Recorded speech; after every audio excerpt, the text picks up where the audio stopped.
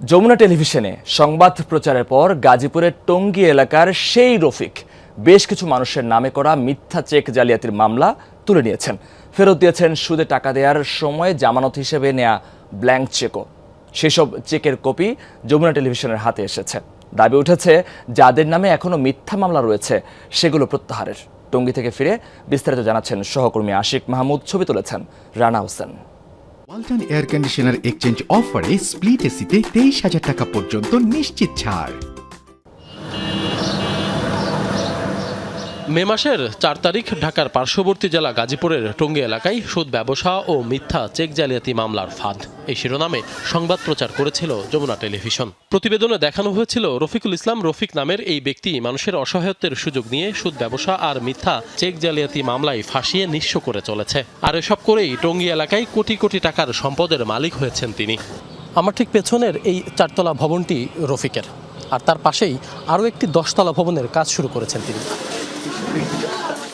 এমন সংবাদ প্রচারের পর কিছুটা শুভবুদ্ধির উদয় হয়েছে রফিকের। টঙ্গী এলাকায় সরেজমিনে ঘুরে জানা গেছে ইতিমধ্যে বেশ কয়েকজনের নামে করা মিথ্যা মামলা তুলে নিয়েছেন তিনি। ফেরত দিয়েছেন সুদে টাকা দেওয়ার সময় জামানত হিসেবে নেয়া কয়েকটি ব্ল্যাঙ্ক চেকও।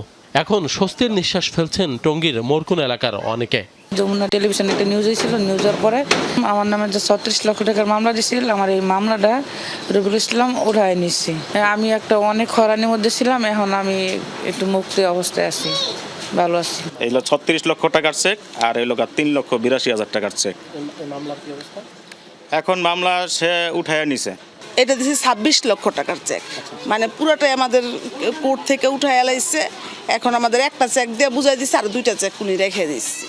এর বাইরেও এখনও অনেক মানুষ রফিকের মিথ্যা মামলা মাথায় নিয়ে ঘুরছেন। তাদের একজন মিসির আলী অন্য এক ব্যক্তিকে দিয়ে রফিক তার নামে 65 লাখ টাকার মিথ্যা চেক জালিয়াতির মামলা করেছেন বলে অভিযোগ। 65 লাখ টাকার মামলা দিছে আমার নামে এই ইদ্দিস সাপরে দিয়া, কিন্তু ইদ্দিস সাপরে আমি চিনিই না। এই রফিক সাহেবের বাগনি জামাই হয়, হ্যারে দিয়া মামলাটা দেওয়া হয়েছে, মিথ্যা একটা মামলা দেওয়া হয়েছে। তা আমি ইদ্দিস সাপরে ফোন দিছিলাম, পরে আপনি রফিক সাহেবের লগে যোগাযোগ করেন, হ্যাঁ টাকা পাওনা আছে, ওই টাকাটা দিয়ে দেন। আমি চাই সুস্থ বিচার চাই। সবার দাবি বাকিদেরও মিথ্যা মামলার হয়রানি থেকে মুক্তি দেয়া হোক। আমি বুঝতে পারি না যে উনি আমার লোক এরকম প্রতারণা করবে। উনি পাওয়ার নিচ্ছে, পাওয়ার নেবার এখন এরকম করে নিচ্ছে।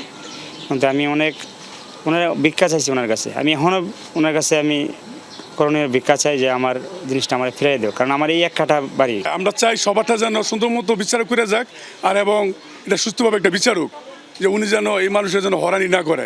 এরই মধ্যে রফিকের বিরুদ্ধে police bureau of investigation PBI আদালতে তদন্ত প্রতিবেদন জমা দিয়েছে। তার নামে মামলা করেছেন আরও বেশ কয়েকজন।